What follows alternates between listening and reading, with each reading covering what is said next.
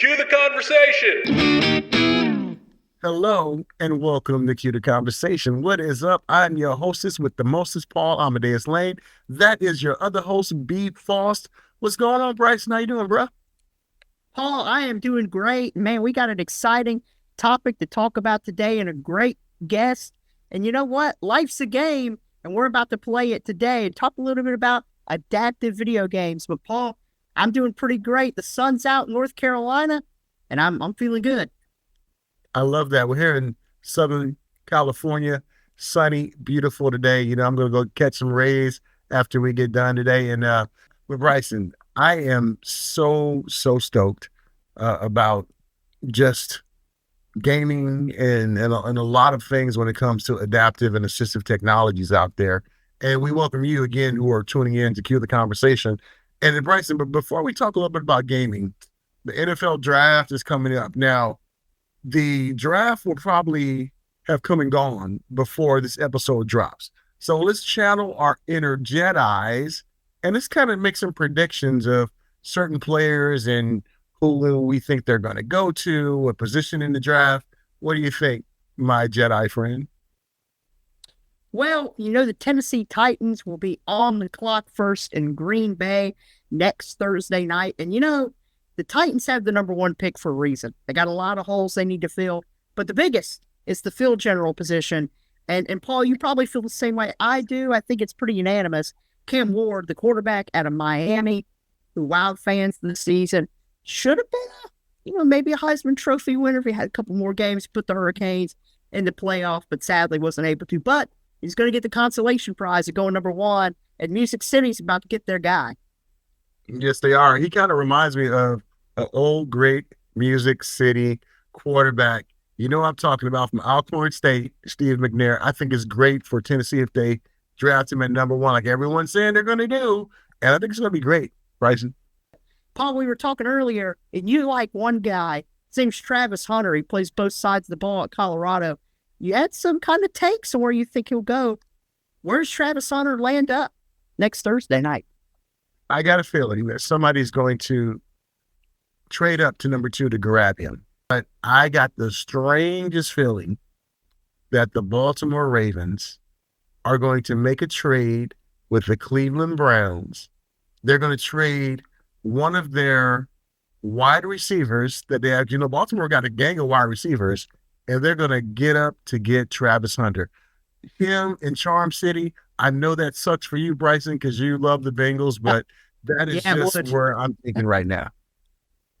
Well, Paul, I hope that doesn't happen for you, but I think even if he doesn't go there, the Cleveland Browns still have the pick, so I'll still have to worry about this guy, but I like that. That's a bold pick, the Ravens moving up.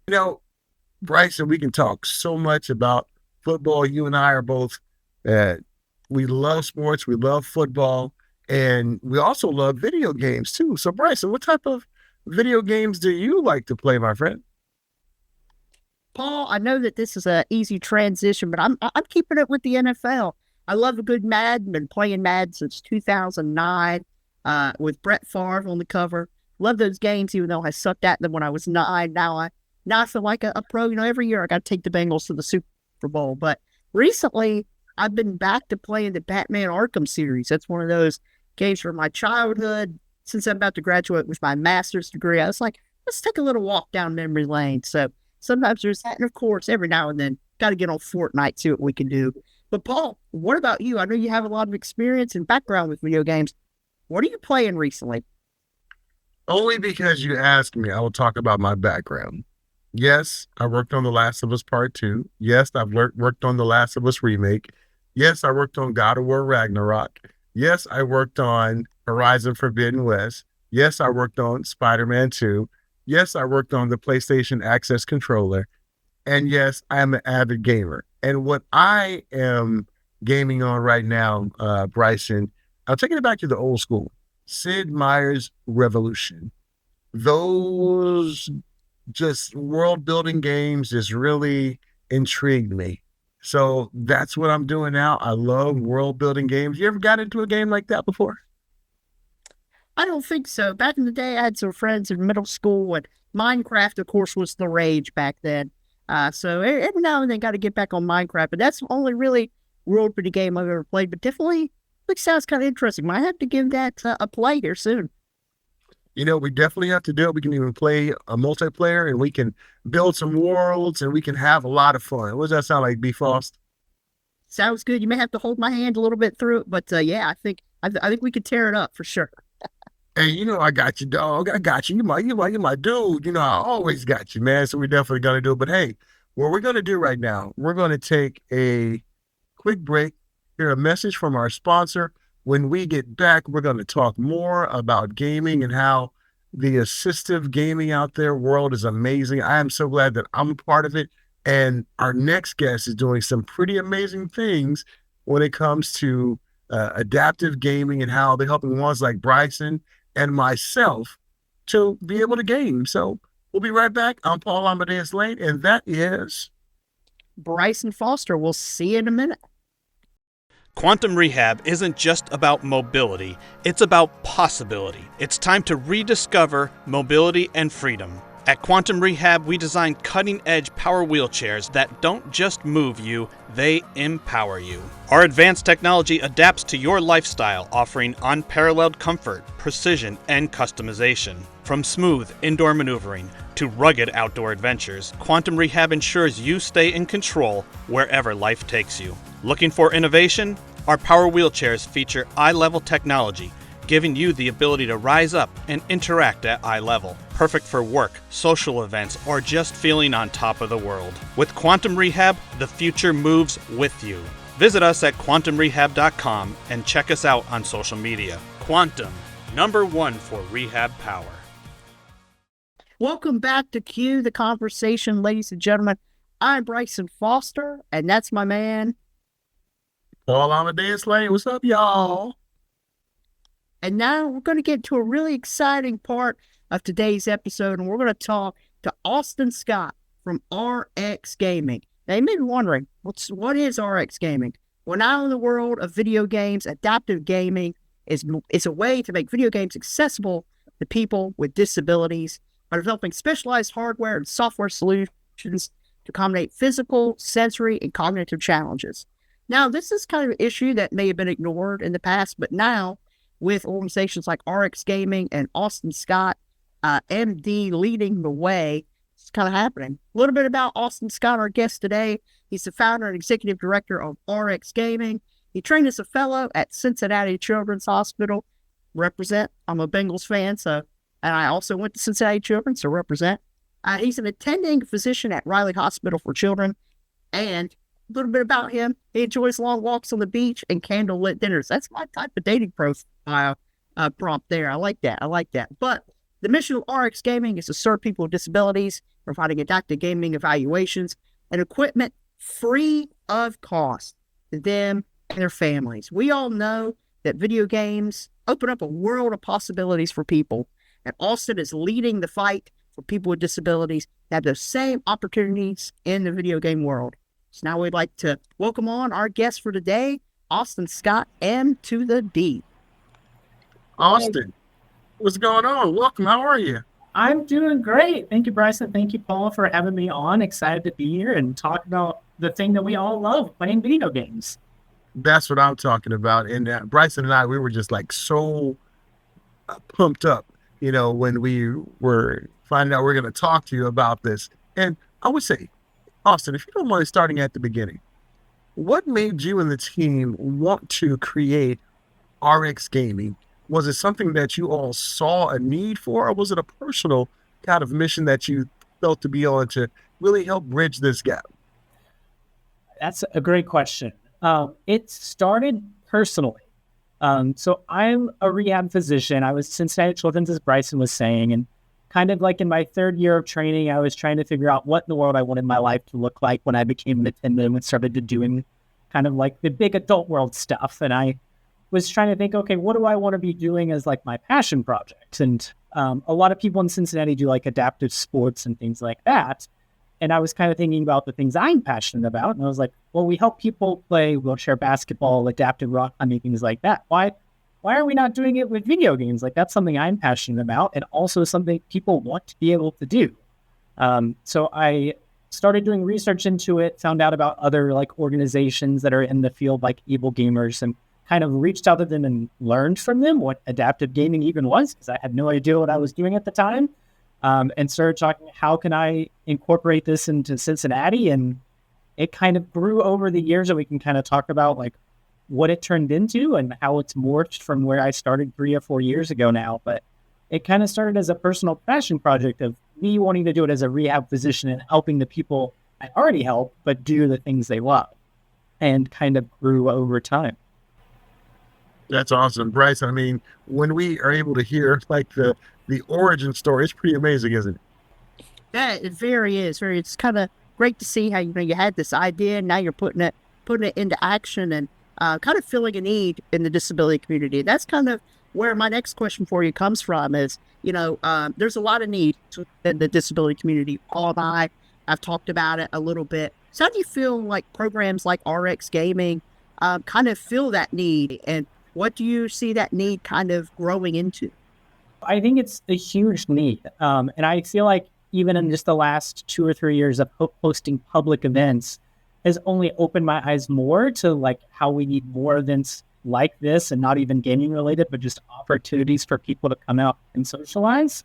Because originally the program that I developed in Cincinnati was like one-on-one in a hospital setting. Like people would come to kind of like an appointment, and it was a good program, but it wasn't the same of like socializing and getting to know other people. And so it kind of grew over time to where it became this public event where we have people come and get adaptive gaming evaluations at either like an esports bar or an esports arena, where it's like out in the community, somewhere really cool and really fun for the family to be. There's free food, and you can start to play games. And then not only that, you can come back every month, meet other people with visible disabilities who are using adaptive gaming, get to know them, play Fortnite, Fall Guys with them on a monthly basis, start to build up a relationship where you're playing even at home. And I've had so many families come to me after these events saying, hey, this is like the first time our son or our daughter has been to an event like this, and they've had a good time. It felt like they were included and felt like they could participate and make friends and things like that. And that's the part for me that I just didn't realize was how important that was until I started hearing from these families of like how not only RX Gaming, but other organizations like having opportunities for people who have physical disabilities, where it's harder for them to get out and leave the house, harder for them to find opportunities to do things with their friends and families. It's just a great thing that we're able to offer. And I think if we could, we'd do it more often. Yeah, and I think that's a really beautiful statement. Like, community is really important within the, people with disabilities, because there's not a lot of people like ourselves out there, or there are, but we don't really get to see that. So it's really awesome that you're bringing people together. And I guess, Paul, if you don't mind, I got another kind of follow-up question to that. I know you mentioned, Austin, about, people coming out and parents say, hey, their kids feel comfortable for the first time. Do you have any, favorite memories from these events that you had, or anything that's kind of stuck with you, from your time of kind of this push for adaptive gaming? Yes. And cut me off if I start saying too many stories. The most recent one that pops into mind is a 9-year-old boy who is in a wheelchair. His name's Weston, super nice family, super sweet kid. Came to our event, who just gets kind of chronic fatigue in his hands if he plays for too long. So we got him a controller that has more sensitive buttons, more sensitive joysticks, so he doesn't fatigue as easily. But the part that I cared about the most was at the end of the day, he was able to connect with another one of our gamers who's also in a wheelchair. And the mom came up to the end of the event and said, hey, this is the first time he's felt comfortable going and talking to another person in a wheelchair, and like be able to have a conversation and relate to them about talking about games and things like that. Because it wasn't about the fact that they're in wheelchairs, it's the fact that they were both playing Call of Duty and Fortnite, and that's what they wanted to talk about. And it's moments like that of like building relationships in community. And there's one of the first people we helped years ago in Cincinnati, the dad wanted to just be able to reconnect with his son who had an anoxic brain injury, and the son had been a soccer coach, and so they wanted to be able to play FIFA together so they could do something to continue to relate and build a relationship. And so we were able to get him an adaptive setup so they could play FIFA together. And now they, from my understanding, still every week play FIFA together, and some of his old soccer buddies will come over and they just get to connect through video games when they felt like they had kind of lost any ability to communicate. So moments like that where it's, yes, we're like helping them get to play video games, but it's the relationships in the community that makes it so special. Now that makes a lot of sense, Austin. I remember when I got into accessibility consulting back in 2017 and working on different projects, we have no idea what the impact is going to be on the community because the community is not a monolith. You know, when we're working, we're like thinking, okay, well, they're going to love this, they're going to love that. But until you actually see it in the action, that's when you get that moment. You're like, wow, all this is worth it. And when you look at some of the advancements that we have made in technology, accessibility features, controllers, do you feel that that has really helped out your mission? And what are some other things that the video gaming industry could do to help assist in making sure that gaming is more inclusive for all? Yeah, great questions. I think there's definitely been a huge improvement even in just the last few years. I mean, you mentioned earlier that you helped with the access controller that just came out at the end of 2023, I think. So finally having a stock option from Sony was a huge deal because for that, if someone was a PlayStation gamer, it was very hard to get the Xbox adaptive controller to work. I feel like it has been gaining more popularity the last 2 or 3 years too. So just letting people know it exists is a huge part of it. There's so many people I meet at our events who said, we didn't even know these things were an option. We didn't even know these things were on the market. We would have tried this years ago if we had known. So I think from a marketing standpoint is somewhere where they can improve it in terms of letting people know this stuff exists and how to try it out. I feel like I am learning new things every single week of hearing new engineers coming out with new designs, which is great because I don't think we have enough options on the market yet to fully access everyone because everyone is so unique and how they're able to move their body and access buttons and joysticks is different. So wanting to be able to help everyone, the more options just means it's going to be easier for everyone to get their hands on it. And then it is unfortunately very expensive. So that's another thing that I'm hoping over time, the prices will start to come down or more people will start to engineer more cost-effective ways. That's part of why our mission of hosting these events is it's free for the families because oftentimes the adaptive setup can cost more than the console itself. And I don't want these families to go have to spend $300, $400, $500 on an Xbox and then spend $1,000 on a controller just so they can play Fortnite with their friends. So that's something that we really focus on too, is trying to take that out of the equation for families. So as long as they know what they want to play on, we can get them the controller they want. And you know, and I love what you said about marketing. I have talked to video game developers about this particular void that's missing. If you don't let them know that it's there, they will not know that it's there. So Austin, I am so glad that you have spoke to that so they know it's just not me, that you even see that this void, well, when it comes to marketing. And Austin, when you look at just the coalition that we have now when it comes to adaptive gaming, what else could be done with different organizations, different influencers out there, ones who are a part of the community inside and out? How could they help you out with the mission? Yeah, I think first and foremost, it goes back to the marketing and just letting people know organizations like ourselves and other organizations like Able Gamers exist and are there to help people in terms of providing education about what options are out there, getting opportunities to try things out.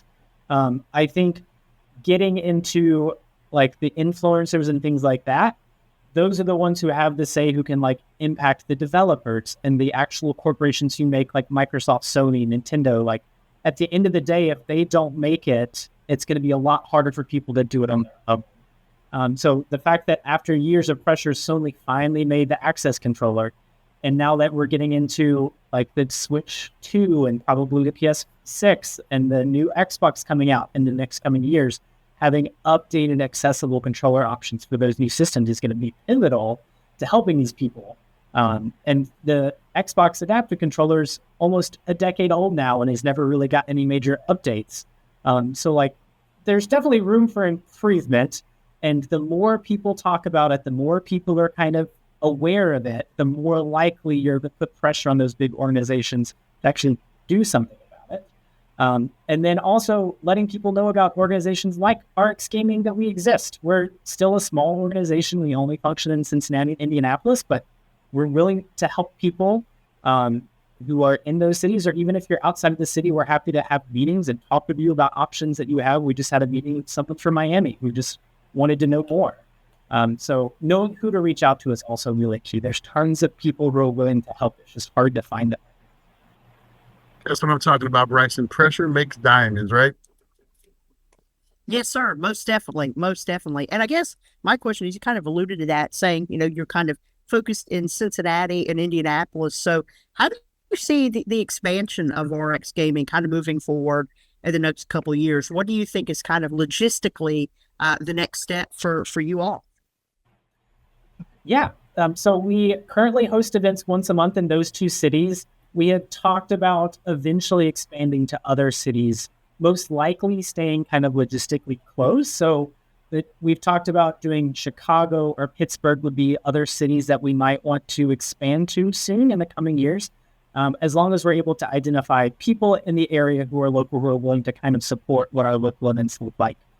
It's kind of unique what we do. I think we're, to my knowledge, the only organization in the United States that does like in public events where it's adaptive gaming evaluation. So it's kind of a big ask and a lot of kind of logistics. So it's harder to replicate in other cities, but we want to eventually expand cities across the United States. That's our goal, because everyone deserves access to this regardless of where you're located. So hopefully Midwest cities in the next 3 to 5 years.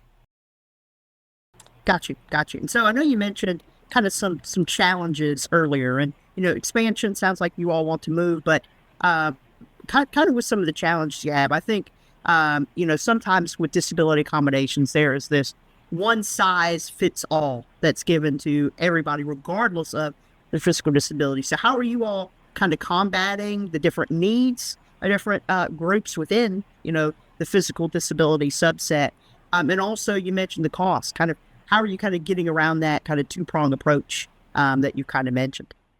I agree. I do think people put specific disabilities in buckets, even though in my opinion, every single person is unique.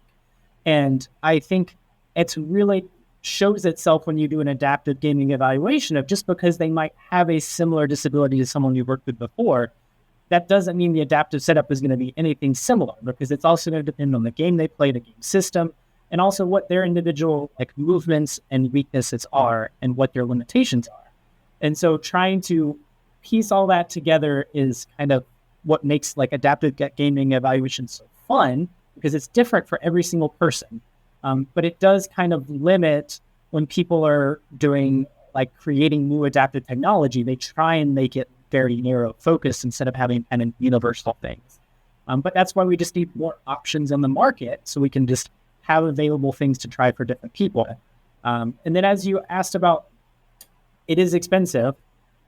As of right now, we have primarily used funding from different organizations that kind of help start our program for able gamers. And then Cincinnati, there's the Bridge Adaptive Sports and Recreation, who has also kind of helped fund us from an equipment and funding standpoint for the first couple of years of our programming. And then as we are now our own 501c3 as of last year, as the program just grew so much that it had to become its own nonprofit, we're actively continuing to look for grants and other public fundraisers to keep things going. So if anyone is passionate about adaptive gaming and wants to support a local nonprofit, rxgaming.org, we're always willing to accept monetary donations, so we can just keep giving stuff out free to anyone who comes to our events. That's awesome. Got to fight the power, right, Paul? Absolutely. You got to fight the power to make it work, and Austin, when you look at the community that you represent and the community that you service, what is the makeup of it? Is it more mobility disabilities, vision, hearing, neurological? Can you give us a little kind of a background on that? Yeah, we see the full gambit. I would say the majority of what we see, and I think this is just a limit of what we have worked with, has been physical limitations, whether it be from cerebral palsy, spinal cord injury, traumatic brain injury, stroke, congenital amputation, traumatic amputation, any type of physical limitation. We have worked with a ton of those. There has been some overlap where we've had more like intellectual disability, where like we're having to kind of figure out what games would even be appropriate, or people with autism. We've had several autism gamers where we've kind of had to direct what types of games and limit how many buttons to help them focus. I would say we haven't done a ton of vision and hearing yet, but we're open to helping those people and navigating those barriers and figuring out how we can overcome those barriers so they can play. But majority of it has definitely been physical limitation so far. Yeah, thank you for sharing that, because that really helps out a lot when ones who are hearing and potential collaborators are like, hey, we can help Austin and them out with vision and all these other things to help have this real robust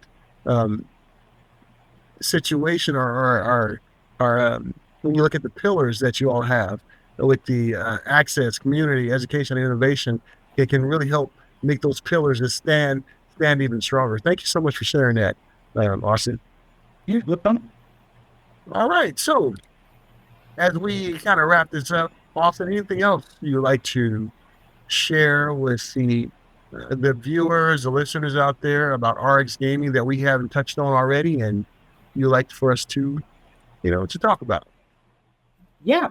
If anyone hears this and is local to Indianapolis or Cincinnati, please come to our website, sign up for our events. We would love to work with you, even if you don't need adaptations, but you just want to come out and support the event, whether it's to play with other gamers or just to come socialize, or even if you want to talk about volunteering. We're always looking for more people who are passionate and inspired and want to come help everyone just play games.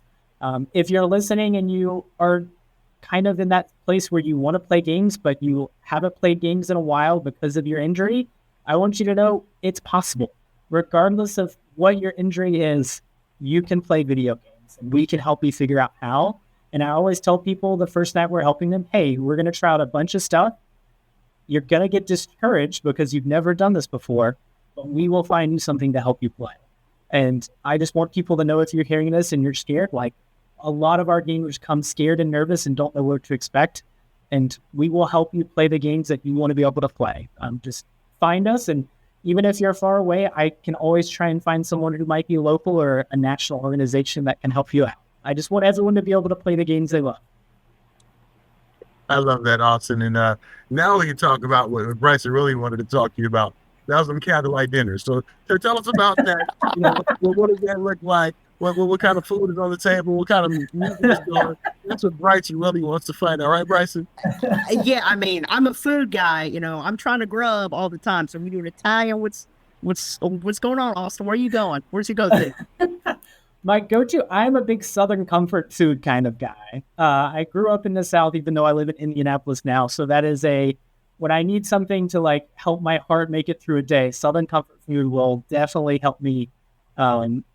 I will say it's really funny that you guys bring this up. When Ben Schrock, who is the vice executive director and has done a ton of stuff for our organization, set up the website, he actually is the one who listed that on my bio. And so I do enjoy long walks on the beach and candlelight dinners, but that is something Ben also put there as a little joke and has stayed there ever since, because now I just think it's too funny to take down. But I do enjoy those things. Southern comfort food, some good sushi as well. I enjoy good sushi. Nice. So I appreciate the Southern comfort food for sure. I appreciate that because I'm from the South. So, hey, got to get some mac and cheese, collard greens, all that good stuff. I like that, Austin. Good pick. Okay, Austin. Now you opened the Pandora's box with the Southern comfort food now, right? Okay, so fried chicken, pork chops, smothered or not smothered? Making me hungry, Pat. Fried chicken and smothered. All right. I love that. Me too. It's almost lunchtime, so good. No, just amazing. We really loved it, and Bryson, it was really awesome getting a chance to talk to you and Bryson, and Austin's amazing what they're doing out there. Yeah, thank you. Yeah, for sure. Austin, thank you so much. Yep. Thank you guys so much for having me. Thank you for giving me this chance to talk about it and hopefully spread the news of what we're doing and just get more people aware of adaptive gaming. Now, we will definitely do that. You have our support, and as gamers ourselves, and we really, really appreciate that. And we wish you nothing but success and the best with the with the organization and the way where we're behind you 100%. Yeah. And if either of you are ever around when we're having our events, please feel free to let us know. Stop by. We would love to hang out, play games together. That'd be awesome. I'm there. Southern comfort food too? It depends on the month, but we have free food and it changes every month. So maybe. All right. Bryson got those deep pockets. Bryson, you can splurge for some Southern comfort food, right?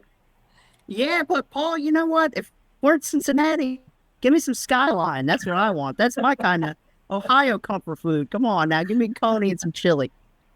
All right, I'm gonna have to find out about that. And Austin, thank you so much again. And Bryson, when we get back, what are we gonna talk about?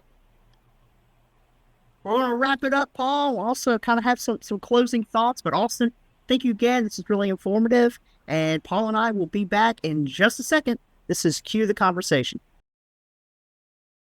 Did you know Quantum Rehab Q-Logic 3 controllers can do more than just drive your chair?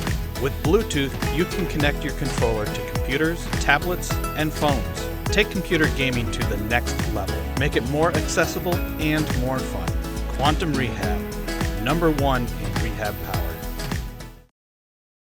All right, welcome back to Cue the Conversation. Paul Amadeus Lane, and that was a wonderful conversation, wasn't it, B. Faust? It definitely was. And I think the thing that kind of hit me, and Paul, we started talking about it in our last episode, community is so important. Word of mouth is so important. And kind of building that creates not just inclusivity, but also fight back against ableism in a lot of ways. But video game wise, it's really cool to see all the stuff RX Gaming is doing and will do in the future. I think we're only getting started. What do you think, Paul? I think so too. Being a part of this industry, gaming and everything, it's really, to see where we came from a decade ago to where we are now. It's really amazing. I was just in San Francisco in March. ESA, Electronic Software Association, put out a new initiative for gamer tags, and they had Nintendo, they had Microsoft, they had EA, they had Ubisoft, and they even had others who were part of this. And of course, I had the privilege of moderating that panel, but it really just talked about the new initiative when it comes to gamer tags. So like ones like myself and you, Bryson, when we buy a game, we will know if we can play it or not, instead of buying it first and can't play it. So to see where we're at and having this industry kind of coalesce together, it's really, really awesome, Bryson. I think sky's the limit for us, bud.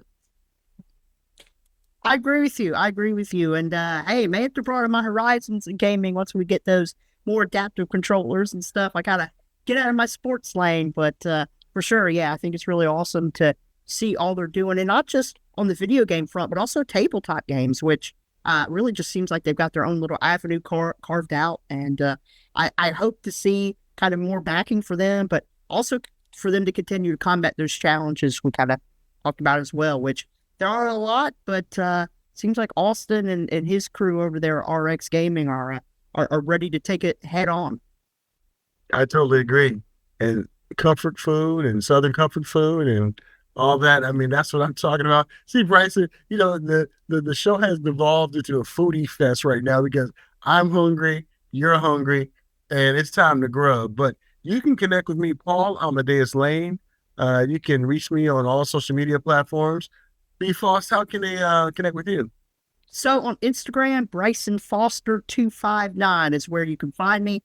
Post all about what's going on in my crazy life. And yeah, please give me a follow, and please feel free to communicate with me. I'd love to talk and get to know all you wonderful people out there. Awesome. And a huge shout out to our sponsor, Quantum Rehab. Thank you so much for allowing us to do what we do. Bryson and I really, really appreciate that. Until next time, I'm Paul Amadeus Lane, and he is Bryson Foster. We'll see you around for the next episode of Q the Conversation.